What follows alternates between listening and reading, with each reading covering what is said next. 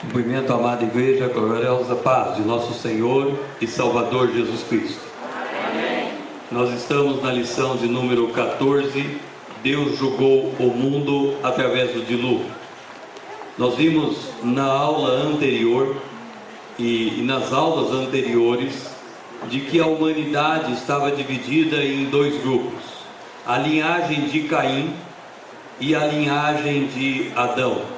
A linhagem de Adão, ela creu no sacrifício apresentado por Deus, o derramamento de sangue de uma vítima inocente, como a única forma de se aproximar de Deus. Abel, ele morreu por causa do seu testemunho.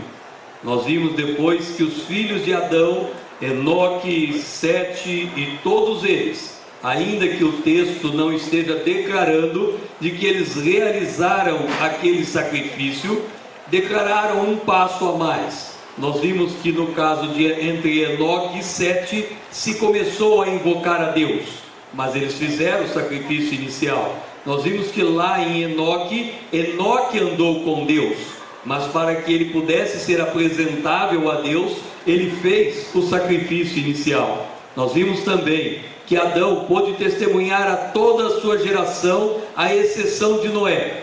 Ele pôde conviver com todos aqueles que foram nascendo após ele, e a história pôde ser repetida muitas e muitas vezes, de tal maneira que era a voz corrente entre a linhagem de Adão, de que a única maneira de se aproximar de Deus era mediante o sangue derramado de uma vítima inocente. Não foi o mesmo com Caim. Nós vimos que Caim, ele deu origem à civilização como nós a conhecemos. No caso específico de Caim, ele foi o primeiro a construir uma cidade. Depois, na sua geração, teve aquele que se dedicou à agricultura e à pecuária, teve aquele que se dedicou ao entretenimento e teve aquele que se dedicou à indústria. Quando nós colocamos tudo isso junto, cidade, pecuária, agricultura, indústria, entretenimento, é a base da sociedade moderna, uma sociedade que não se volta a Deus. O ímpio diz: não há Deus. Portanto, ele abandonou completamente o plano proposto por Deus. Nós vimos também que durante todo aquele período, a linhagem de Adão, ela não ficou silente. Antes, no caso de Enoque, nós vimos lá no livro de Judas, de que Enoque pregou para aquela nação, para aquela geração, contra a impiedade, e já profetizou a volta do Senhor com miríades de santos. Depois nós vimos que Noé também, ele foi um pregador, foi um pregoeiro. Portanto, aquela multidão, aquele povo, antes do dilúvio, eles foram confrontados com a palavra de Deus. Todavia Deus disse que o seu Espírito não haveria de ficar para sempre convencendo o homem do pecado.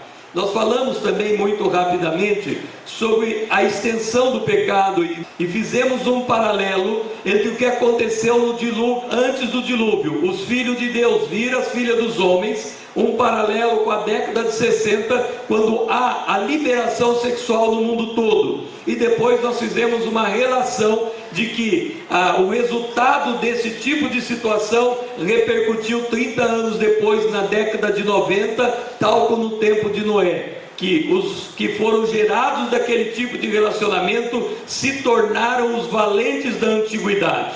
Só para trazer um pouco mais de luz sobre esta questão, vamos abrir a Bíblia em Gênesis, capítulo número 39, o versículo de número 9. Está escrito assim: nessa situação de Gênesis 39, versículo 9, nós encontramos José na casa de Potifar.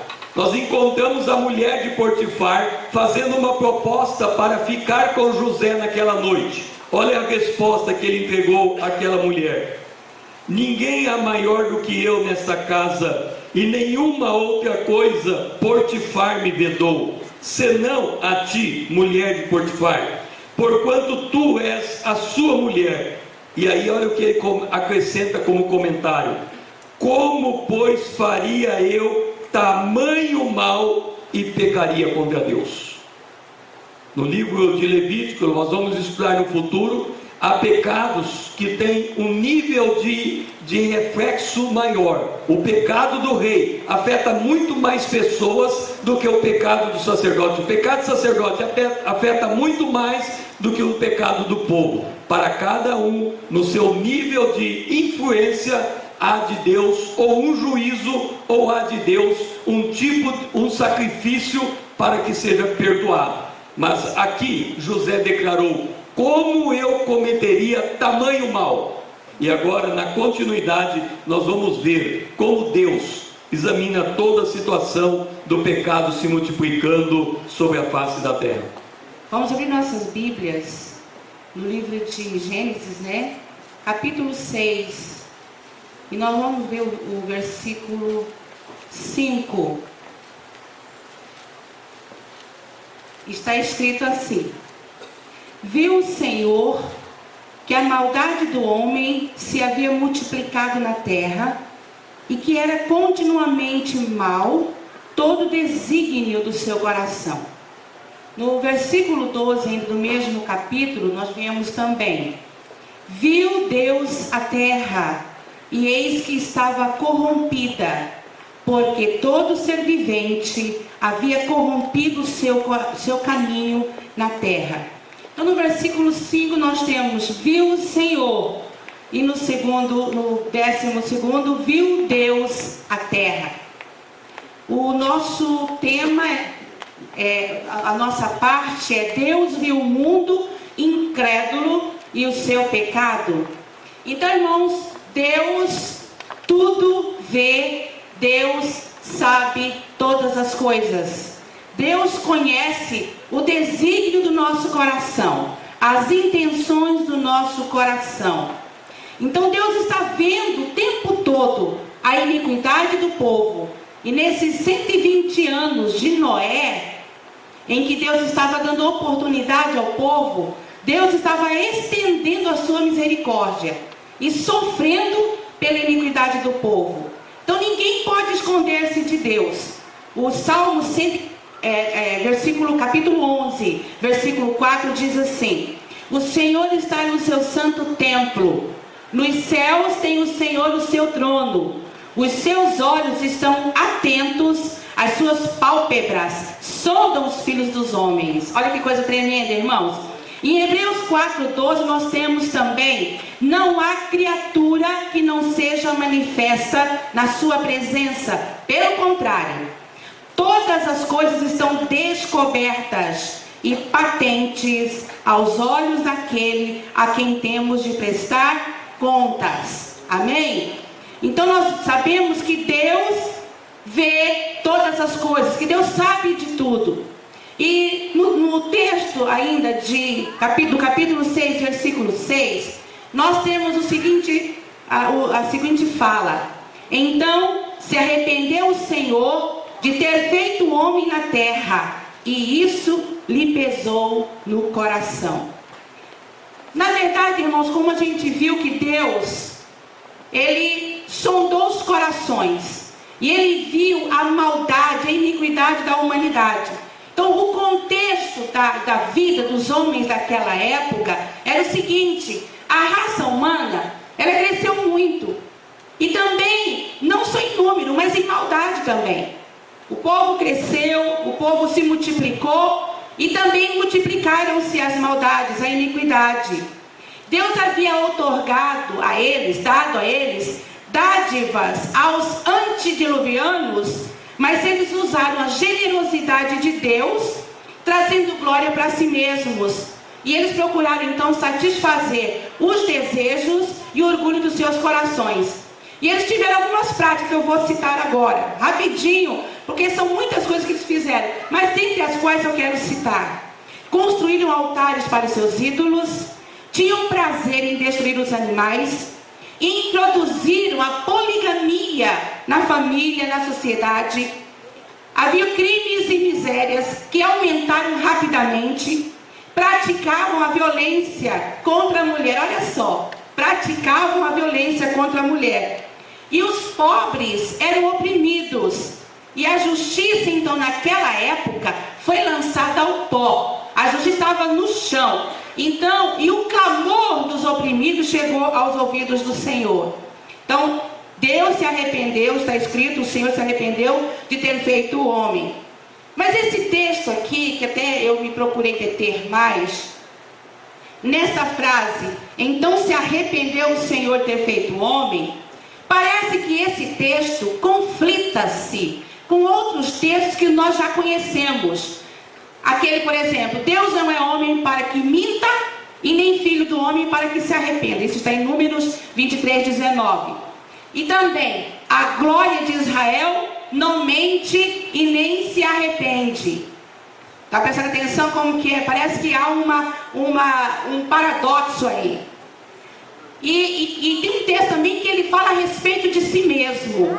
Porquanto, aliás, Deus afirma a respeito de si mesmo: meus olhos não veem em mim arrependimento algum. Isso está em Oséias capítulo 13, versículo 14. Então a pergunta é: Deus se arrepende? Será que Deus se arrepende? Deus se arrepende ou não? Então a palavra arrepender-se no dicionário, no português, significa lamentar-se, afligir-se.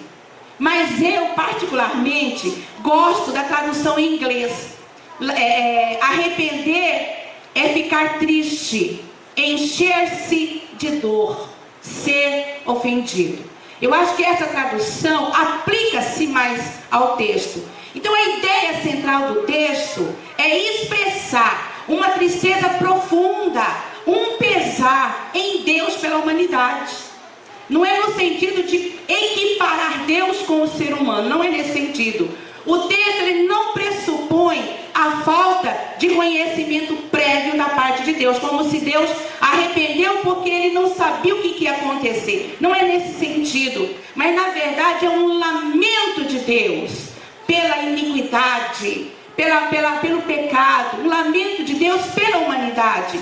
No hebraico, o verbo é a representação em linguagem humana do sentimento divino ante as escolhas erradas feitas pela humanidade. O homem fez escolhas erradas e isso entristeceu o Senhor, porque o homem saiu do propósito original de Deus. Então Deus tem reações reais com a conduta humana. Então o texto é a forma de mostrar que a atitude de Deus para com o homem ao pecar é diferente da atitude de Deus com o homem ao obedecer. Então o arrependimento de Deus é uma expressão que para nossa compreensão é a dor do amor divino ocasionada pela pecaminosidade do homem.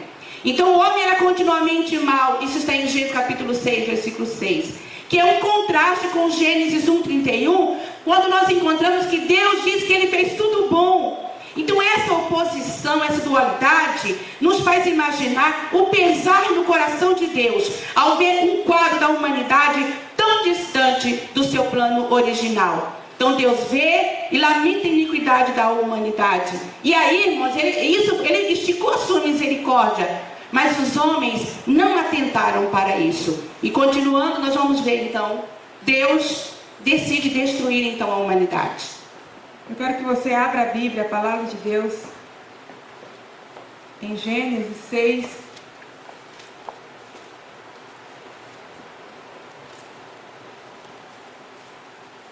no verso 7.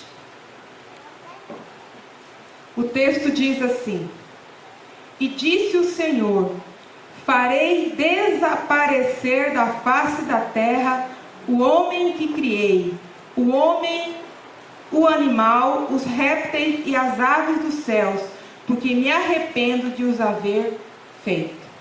Amém? Irmãos, em toda situação em nossas vidas, há a intervenção de Deus.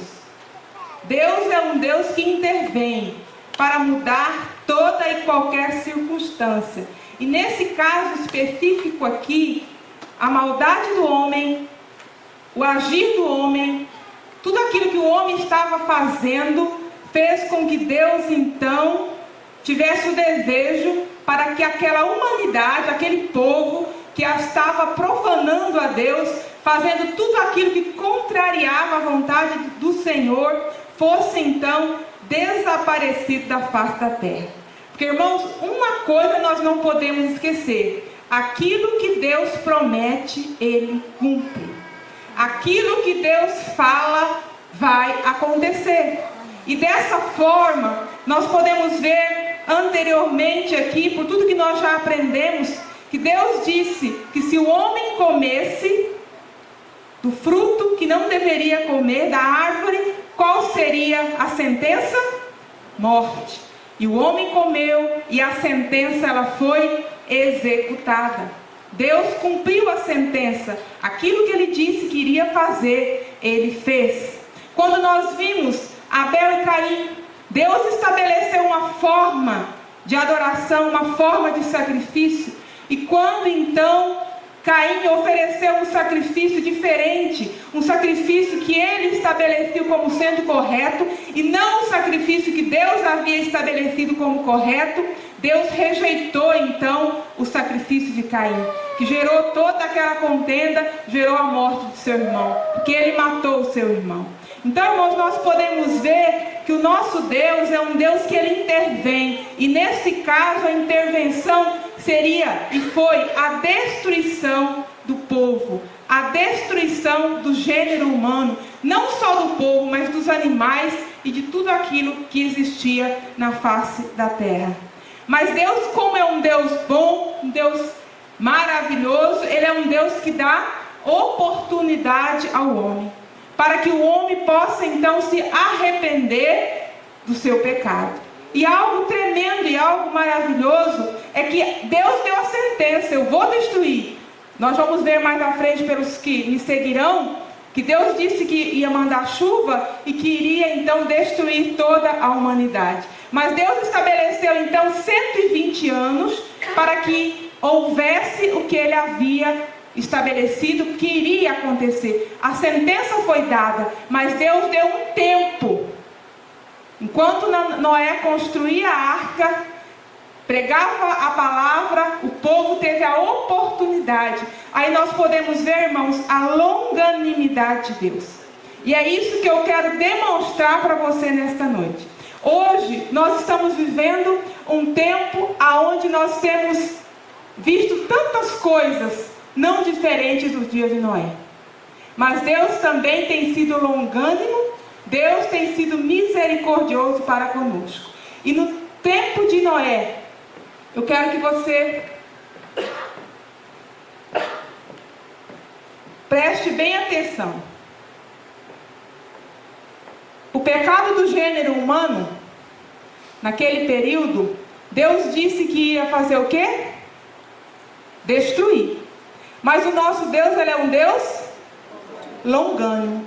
E a longanimidade faz com que Deus estique o tempo. E Deus então vai dando a oportunidade para que o homem se arrependa, para que o homem volte atrás, para que o homem ouça a palavra, para que o homem aceite a Jesus, para que o homem volte-se para o nosso Deus.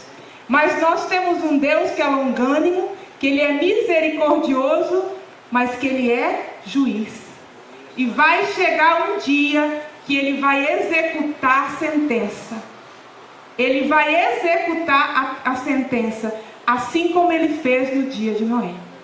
A longanimidade de Deus, ela vai até um ponto, mas esse ponto, a graça, ela tem um limite. Um dia, a graça chega ao fim. E Deus, então, que é um Deus juiz, executa a sua sentença e age.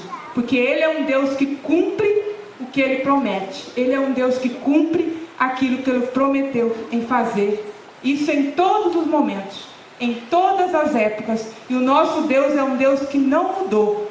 E ele continua agindo da mesma forma.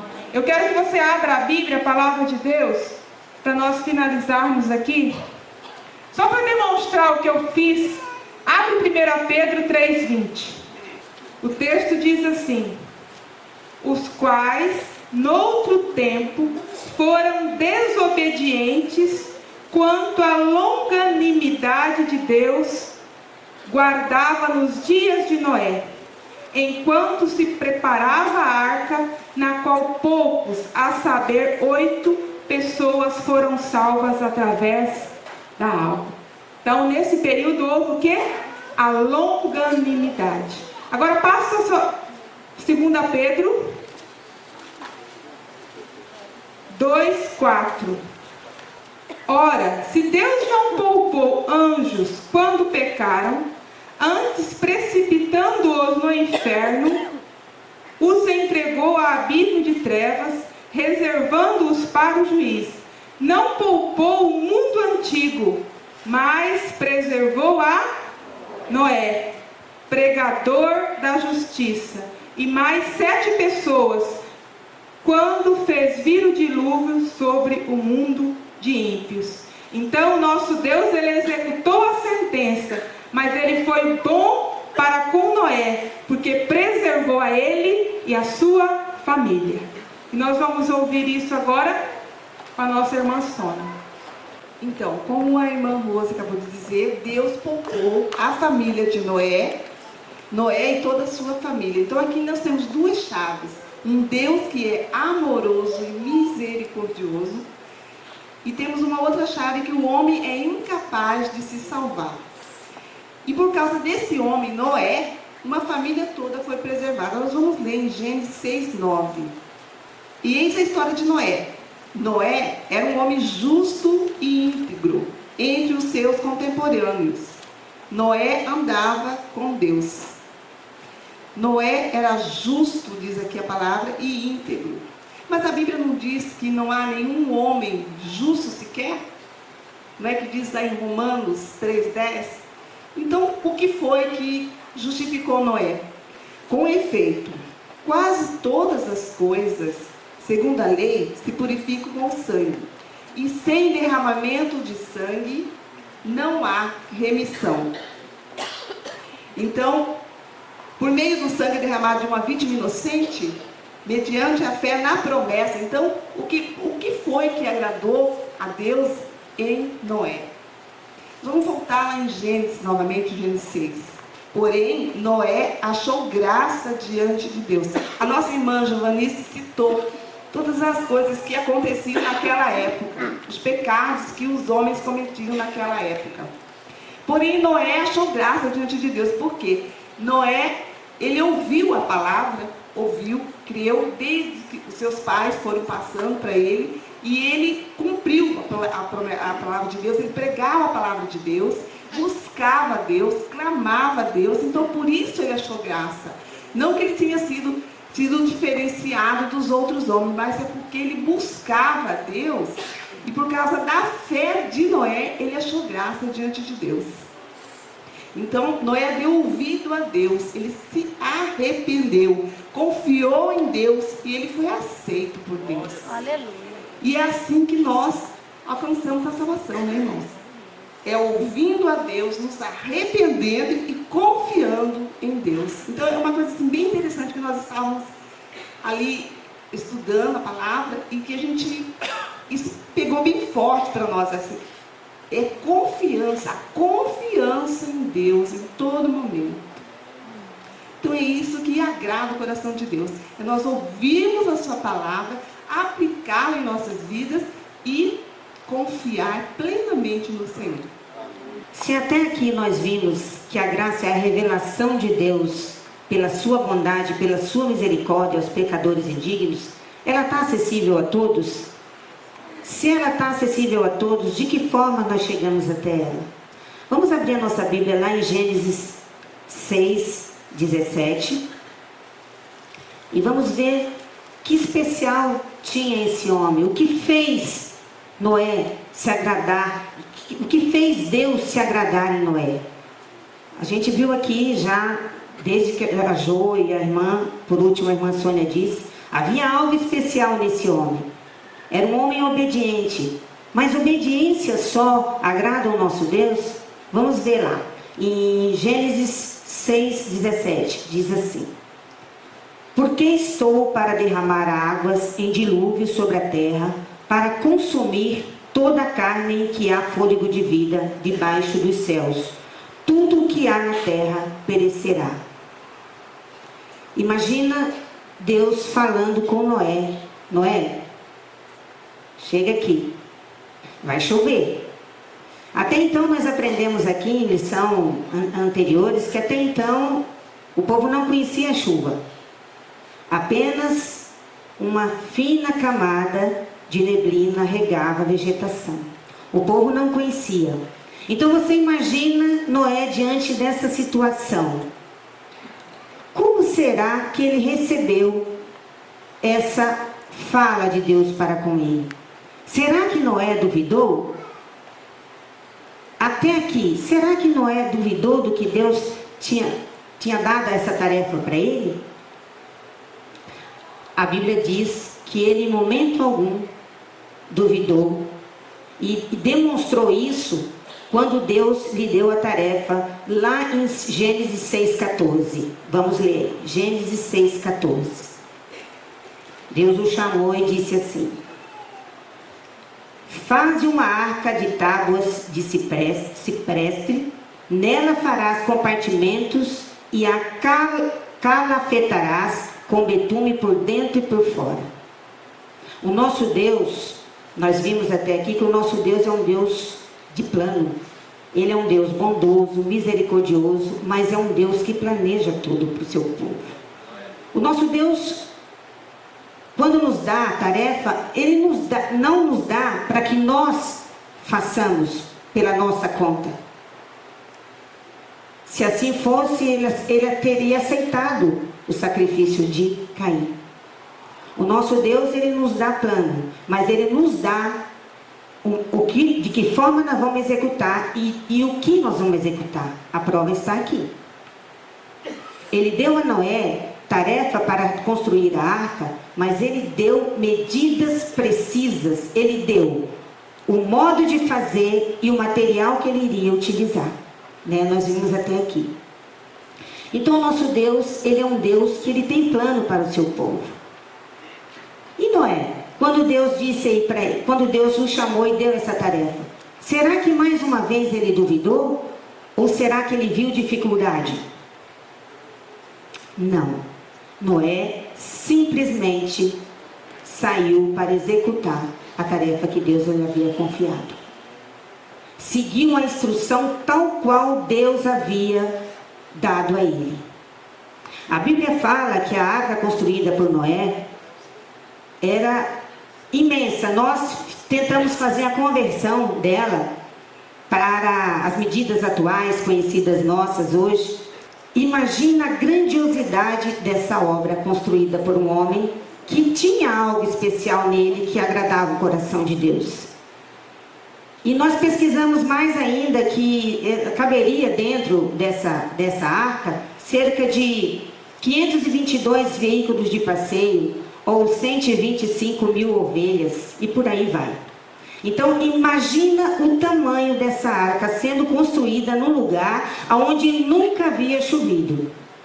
Um estaleiro é construído, imagina só um estaleiro sendo construído.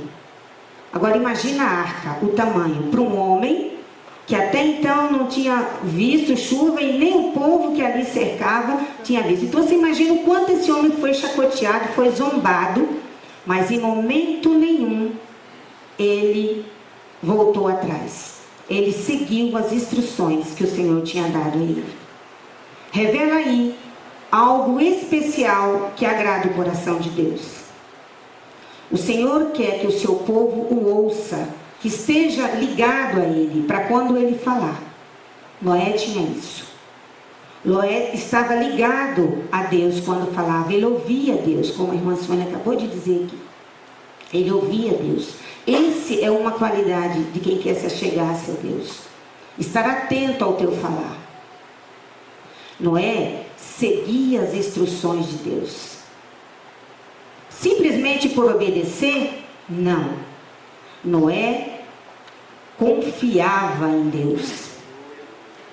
Ele tinha fé naquele que o chamou para a tarefa. E isso é algo que agrada também o coração de Deus. Se a gente ouve a Deus, se a gente crê nele, a obediência vem junto. Isso é condição para chegar-se, para agradar o coração de Deus. Então, seguindo mais lá em Gênesis 14 a 16, quando Noé preparou para construir a arca, algo nos chamou a atenção. Deus disse a ele: vai ter apenas uma porta e uma janela, por onde todos entrarão. Vamos ler lá em Gênesis 6, 14 a 16, diz assim: fazer uma arca com tábuas de cipreste, nós acabamos de ler. Nela farás compartimentos e a calafetarás com betume por dentro e por fora. Deste modo a farás de 300 côvados, será o comprimento de 50, a largura e a altura de 30. Farás ao seu redor uma abertura de um côvado de altura. A porta da arca colocará lateralmente. Vamos ler até aí. Havia apenas uma porta, para a qual a família de Noé entraria e os animais que o Senhor o determinou que traria com ele.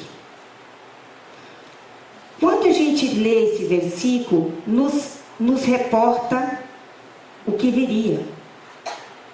Se o Senhor reservou para Noé e sua família a condição de salvação ante o cumprimento da sentença que ele faria, qual é a porta que nos leva à salvação?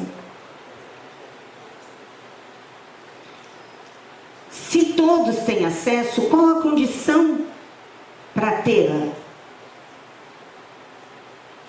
A porta, meus amados, cuja medida o Senhor deu e condição de ser a única na arca, é aquela que salvaria a família de Noé e os animais e a Noé.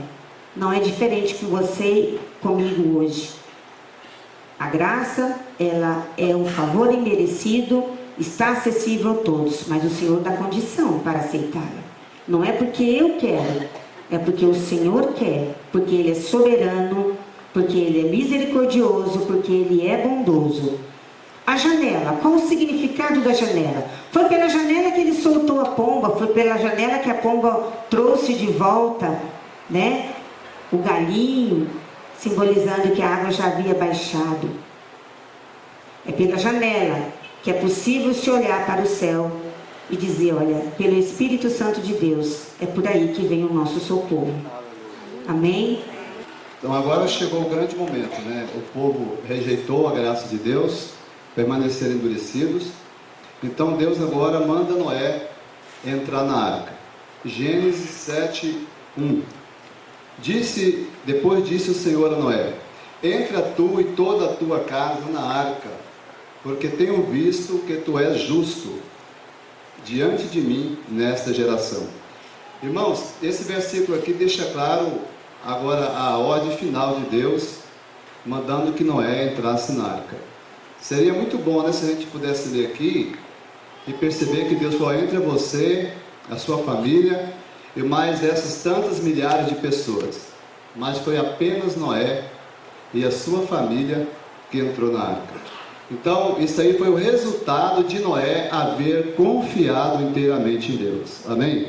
Noé confiou no Senhor durante toda a sua vida, durante toda a sua caminhada, desde o início da construção da arca, quando Deus avisou que ia mandar o dilúvio sobre a terra. Noé não duvidou, como nós já aprendemos aqui. E essa confiança de Noé em Deus resultou nele entrar em segurança na arca. E Noé também foi chamado de justo diante de Deus. A graça de Deus justificou Noé pelo seu testemunho e pela sua obediência à palavra de Deus. Noé foi chamado de pregoeiro da justiça. O apóstolo Pedro, já na era cristã, escreveu em 2 Pedro capítulo 2, versículo 5: e não perdoou ao mundo antigo, mas guardou a Noé. Deus não perdoou a incredulidade do povo antediluviano, mas guardou a Noé, pregou ele da justiça. Que maravilha, né? Noé é um pregador da justiça, né? Que bom se nós também pudéssemos um dia, vamos ser chamados de pregadores da justiça. Cada um de nós que estamos aprendendo aqui na casa de Deus, e nós, além de confiarmos no Senhor, crer na sua palavra, também levar essa notícia, essa boa nova de salvação a outros. Noé foi chamado de pregoeiro da justiça, com mais 7 pessoas ao trazer o dilúvio sobre o mundo dos ímpios. Diante da rejeição, não restava mais nada a ser feito, a não ser Deus aplicar o juízo. Tamanha era a rejeição daquele povo, a incredulidade. Os 120 anos já havia se passado. Tinha chegado ao fim a graça estendida. Então agora o Senhor ia aplicar o juízo sobre a terra. João 3,18 está escrito: quem crê nele não é condenado, mas quem não crê já está condenado. A incredulidade daquele povo, o endurecimento do seu coração, a maldade do seu coração, trouxe sobre eles mesmos a justa condenação. Rejeitaram a longanimidade de Deus. Olha o preço que se paga quando se rejeita a graça de Deus. Aquela graça estendida, a longanimidade de Deus. Deus é paciente, sempre dando mais um tempo, uma chance para que a pessoa se arrependa, para que a pessoa reconheça o seu poder, reconheça o seu pecado, e a pessoa possa se arrepender. O preço é muito alto para quem rejeita a longanimidade de Deus. 1 Pedro capítulo 3, versículo 20. Os quais no outro tempo foram rebeldes, quando a longanimidade de Deus esperava nos dias de Noé, enquanto se preparava a arca, no qual poucas pessoas, poucas almas se salvaram pela água. 120 anos, Noé anunciou para o povo que Deus ia enviar o dilúvio. Começou a pregar para o povo que Deus ia destruir o mundo, que Deus ia matar todo mundo por causa do pecado. E começou a construir a arca. Enquanto era a construção da arca, ele tinha que alternar o tempo. Trabalhava durante o dia, administrava a obra da arca, a construção, o projeto, e nas horas vagas Noé estava lá pregando a palavra. Provavelmente não tinha lazer, não tinha tempo de descanso, porque a missão que ele recebeu era muito importante. Então Noé tinha que alternar o seu tempo, aproveitar todo o momento que ele tinha para, quem sabe, alcançar mais uma alma, quem sabe alcançar mais alguém, quem sabe indo mais longe, após cada dia indo um pouquinho mais longe, na vizinhança, anunciando. No outro dia estava lá Noé novamente no trabalho, enquanto preparava a arca, e o povo endurecendo mais o seu coração. Não confiaram e nem creram em Deus, não criam que mereciam castigo. Aquele povo estava seguro de si, muito seguro de si, achando que não iam receber a justa condenação. Não criam que mereciam ser castigados. Parece com o mundo que nós vivemos hoje também. Muita gente acha que eu sou bonzinho, nunca matei, nunca roubei, eu não falo mal de ninguém, né? Eu não falo mal dos outros, não devo nada para ninguém, eu sou bonzinho, o que eu fiz para merecer ser castigado? Então, o coração endurecido, a mente cauterizada, não crê no juízo iminente que Deus fará. Não confiaram em Deus. Na verdade, eles não criam no dilúvio, como já foi explicado aqui. Ainda mais Noé falando que vai chover. Você já viu chuva, Noé? Quantos anos você tem? Tenho 550. Mas você já viu chuva? Não. Como é que você está dizendo que vai chover? E quem sabe as gargalhadas ficavam zombando de Noé, né? Não criam no dilúvio, que Deus ia mandar água, vendo aquele imenso navio sendo construído em terra seca. E então, tudo levavam a eles a criticar de Noé, zombar da graça de Deus. Permaneceram incrédulos, 2 Pedro capítulo 3, de 4 a 5, e dizendo, isso aqui é uma analogia para o dia de hoje: onde está a promessa da sua vinda? Porque desde que os pais dormiram, todas as coisas permanecem como desde o princípio da criação. Noé, você já viu alguma coisa acontecer? Você viu chuva acontecer, Noé? Você ouviu primeiro um trovão, um relâmpago, um raio? Não. Então, Noé, está tudo igual, Noé. E continuavam na incredulidade. Eles voluntariamente ignoraram isto, que pela graça de Deus, já desde a antiguidade existiram os céus e a terra, que foi tirada da água e no meio da água subsiste. Irmãos, se não creram na destruição pela água, será que vão crer na destruição pelo fogo? Se o povo naquela época não creu que o mundo ia ser destruído com água, será que agora, no presente século, estão crendo que tudo vai ser destruído pelo fogo? Vamos ver o que a Bíblia diz? 2 Pedro 3,7. Mas os céus e a terra que agora existem pela mesma palavra se reservam como tesouro e se guardam para o fogo até o dia do juízo e da perdição dos homens ímpios. O dilúvio veio sobre os homens ímpios e o fogo também virá sobre os homens ímpios. Percebemos a longanimidade de Deus para com eles. Gênesis 6,3. Então disse o Senhor: não contenderá o meu espírito para sempre com o homem, porque ele também é carne, porém os seus dias serão 120 anos. Deus avisou, não foi ninguém pego de surpresa. Deus sempre avisa de antemão. A longanimidade de Deus, a graça dele faz com que o homem seja avisado de antemão. Deu 120 anos de prazo. Hoje nós esperamos a iminência do juízo e nós não sabemos o dia nem a hora. Aquele povo sabia quando começou e quando ia terminar.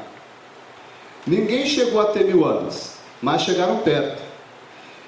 Em Gênesis 6,3, a idade do homem foi reduzida para 120 anos. Em Salmo 90:10, o homem foi reduzido a 80 anos de idade. Meus amados, isso parece uma contradição com o que a ciência diz. Enquanto a ciência está dizendo que a vida média do homem está aumentando, a Bíblia mostra para nós que está regredindo. O homem começou vivendo 960 e poucos anos, cai para 120 anos, porque depois do dilúvio a vida do homem começou sendo reduzida naturalmente. E hoje, chegar nos 80 anos é privilégio. Passados 80, na sua grande maioria, é sofrimento, como diz a Bíblia.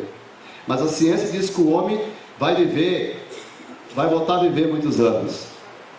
Mas a ciência fala isso com base no conhecimento que ela tem, nos métodos dela. Mas a Bíblia mostra que a idade do homem está reduzindo. Em Gênesis 7,3, Deus escolheu os animais que entrariam na arca. Gênesis 7,3. 7,2. De todo animal limpo levarás contigo 7 pares, o macho e a sua fêmea. Mas dos animais imundos, um par, o macho e a sua fêmea. Então Deus dá orientação para Moisés, para Noé, de como que era para recolher os animais. Quais os animais que poderiam entrar na arca? Em Gênesis capítulo 1, versículo 30, nós temos aqui uma referência sobre o alimento. Então Deus orienta também a Noé para recolher na arca os animais, conforme ele orientou, e os alimentos necessários para a temporada do dilúvio. E com certeza aqui o alimento era a erva verde, porque até então o alimento tanto para homens como para os animais era a erva verde. Por isso os animais entraram na arca docilmente, não havia inimizade entre os animais, nem entre os animais e os homens. E num comando de Deus, numa ordem de Deus, os animais vieram e entraram na arca.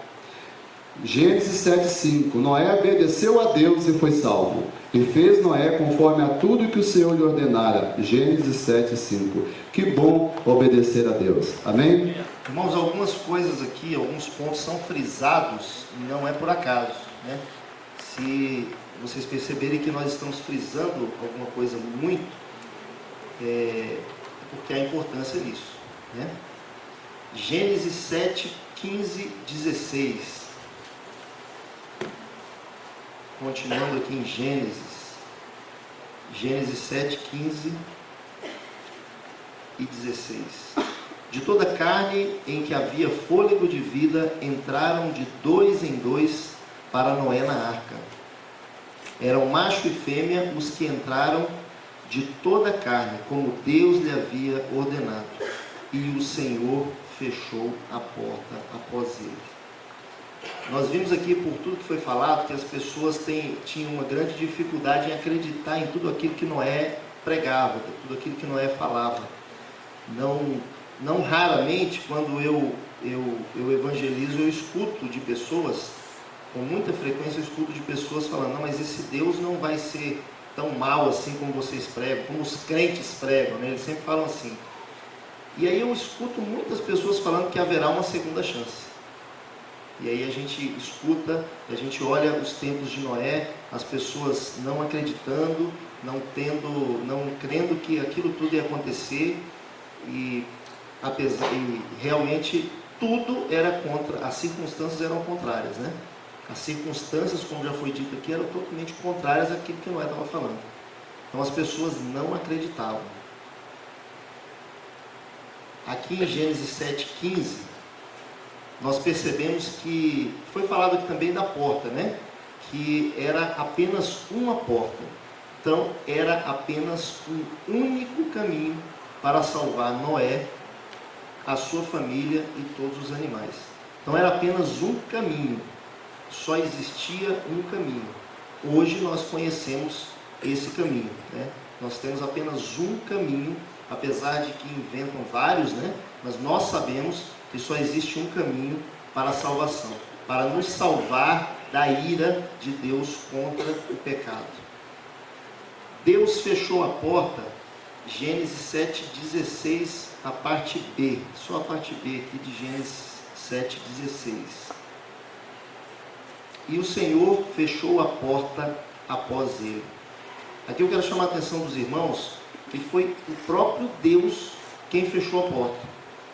Então, Deus é quem sentenciou quem estava fora e ao mesmo tempo salvou quem estava dentro.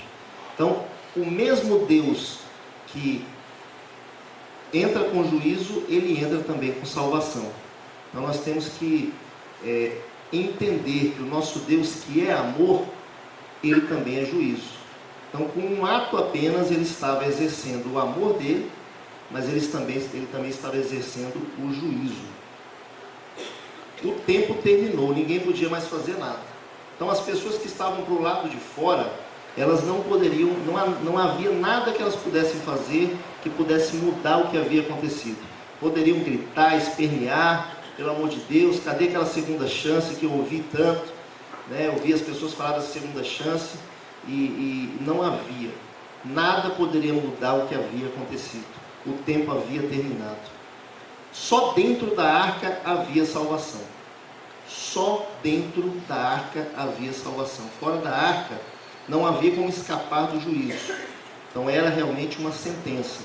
Era uma situação, e aí eu quero chamar a atenção dos irmãos para essa palavra. Era uma situação irreversível. Isso precisa ser muito frisado quando estivermos evangelizando. É uma situação irreversível. Nós estamos tendo tempo agora, mas vai chegar um momento que aquele elástico, como foi demonstrado aqui, o elástico ele tem um fim, ele não estica o tempo todo. Vai chegar um momento que aquele elástico ele vai quebrar. Então nós temos que estar cientes disso. Estamos no período da graça, mas essa longanimidade de Deus, ela tem um fim. Quando Deus expulsou Adão e Eva do jardim, aconteceu a mesma coisa, foi algo irreversível. Deus sentenciou e acabou. Então é irreversível. Deus é extremamente longânimo, compassivo e misericordioso. Nós já aprendemos esses atributos de Deus, temos ouvido aí por várias vezes. Ele é longânimo, ele é compassivo, ele é misericordioso. Vamos ler em Gênesis 15, versículo 15 e 16. E tu irás para os teus pais em paz, serás sepultado em ditosa velhice. Na 4ª geração tornarão para aqui, porque não se encheu ainda a medida da iniquidade dos amorreus. Então Deus aqui, ele estava nesse versículo, nós vemos ele adiando uma sentença de morte. Essa sentença, ela não poderia ser dada naquele momento, porque, trazendo aqui para a nossa ilustração que a irmã Rose fez, aquele elástico no que diz respeito aos amorreus, ele não havia sido esticado até o fim. Então Deus, ele provou aqui nesse versículo a longanimidade dele. Ele não entra com a sentença antecipadamente. Então nós vimos aqui o elástico sendo esticado, e nesse versículo nós vemos isso acontecendo. Deus adiando, a medida da iniquidade dos amorreus não chegou ao nível, né? Então Deus é longânimo, compassivo e misericordioso, mas quando ele decide que é a hora de entrar com o juízo, é definitivo. Então nós temos que nos lembrar disso, né? Diariamente, que Deus, ele é compassivo, nós temos visto muitas coisas boas acontecer entre nós, e Deus abençoando, Deus nos prosperando, e às vezes a gente se esquece que Deus, ele existe um fim para a graça, né? Existe um fim para essa longanimidade de Deus. Então o que eu queria chamar a atenção para os irmãos era isso. Então Deus destruiu todos os que estavam fora da arca. No versículo de número 17 do capítulo 7 de Gênesis, e esteve o dilúvio 40 dias sobre a terra. No versículo 23, e assim foi desfeita toda a substância que havia sobre a face da terra, desde o homem até o animal, até o réptil e até as aves do céu, e foram extintas da terra, e ficou somente Noé e os que com eles estavam na arca. Então, quando Deus chega no limite, ele executa a sentença. Há de se observar, e nós vimos lá em 2 Pedro, de que no final, agora, porque Deus havia feito essa comparação entre o juízo existente na época de Noé com o juízo que virá conosco. O juízo da época de Noé, o dilúvio veio, e nós vimos lá que as pessoas diziam, mas nunca choveu, tudo foi sempre igual. Como você fala de chuva, se chuva ela nunca veio? Ora, a chuva veio. Por quê? Aqui está dizendo que Deus rompeu com as águas do dilúvio, águas que estavam em cima e águas que estavam embaixo. Quando nós estudamos o segundo dia da criação, a Bíblia diz que Deus fez separação das águas. Ele colocou águas em cima e águas embaixo. Então, nós podemos dizer que na terra havia metade água e metade terra. O restante estava em cima. Ora, aquelas águas romperam, por isso o dilúvio foi universal. Agora, hoje, o que a ciência diz para nós? Que a vida útil do Sol, ele vai para mais de 4 bilhões de anos.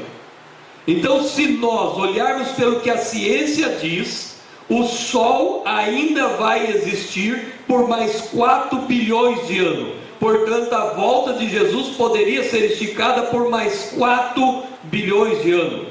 Mas a Bíblia diz, quando esses sinais começarem a acontecer, o fim vem. E o fim vem por uma intervenção de Deus. Portanto, o tempo de vida do Sol pode ser abreviado. Falamos disso porque no livro do Apocalipse a Bíblia diz que o Sol vai perder a sua força, ele vai tornar negro. Vai chegar uma hora que ele vai ser afetado no tempo do fim. Mas naquela época se dizia, não está chovendo, nunca choveu, não vai chover. E hoje se diz, o sol continua do jeito que está e continua do jeito que está. Mas a palavra de Deus declara que uma hora o Senhor fecha a porta pelo lado de fora e ninguém mais pode entrar. O verso de número 11 do capítulo 7 de Gênesis diz, e no ano 600 da vida de Noé, no mês segundo, aos 17 dias do mês, naquele mesmo dia, se romperam todas as fontes de água do grande abismo, e as janelas do céu se abriram, e houve chuva durante 40 dias e 40 noites. Não há nada impossível para Deus. Assim como não há nada impossível para eles fazer sinais, prodígios e maravilhas, no sentido de curar, de salvar, de libertar, de construir uma arca, de guardar alguém dentro da arca, também não há impossível para Deus, para destruir, para selar com o seu juízo toda a iniquidade. Deus, ele demonstra sua longanimidade, ele dá tempo para o arrependimento, mas uma hora chega o momento de se prestar conta com Deus, e desta hora ninguém pode fugir.